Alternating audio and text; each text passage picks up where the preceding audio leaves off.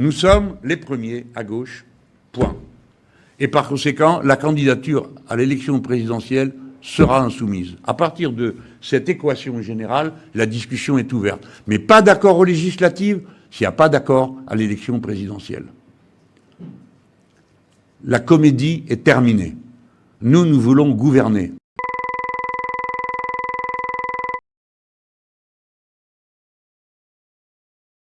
Les dernières élections municipales ont livré un verdict sans appel. Une partie significative de la gauche traditionnelle et d'Europe Écologie Les Verts a subi un recul notable.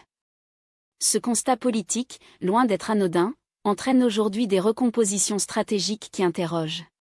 Face à ces résultats décevants, certains dirigeants, à l'image de Olivier Faure ou de Marine Tondelier, semblent tentés par un rapprochement avec la France insoumise.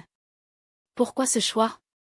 Tout simplement parce que LFI apparaît désormais, à gauche, comme la force électorale dominante, celle qui capte l'essentiel de la dynamique.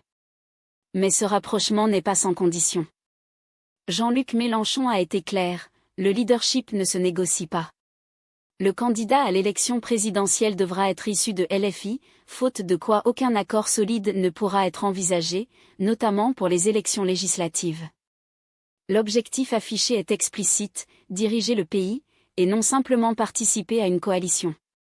Derrière cette stratégie se dessine une réalité politique, une gauche fragmentée, affaiblie, contrainte de se rallier à une ligne plus radicale pour espérer exister encore dans le débat national.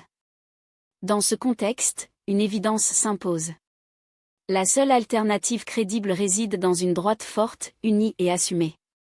Une droite capable de dépasser ses divisions, de se rassembler derrière un leader solide, déterminé, qui ne craint ni l'exercice du pouvoir ni la prise de décisions difficiles.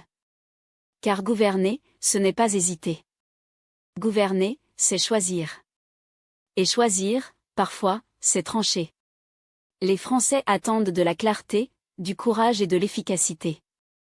Ils n'attendent pas des alliances de circonstances ou des compromis fragiles, mais une vision cohérente et une capacité réelle à agir. L'heure n'est plus au calcul politicien. Elle est à la responsabilité.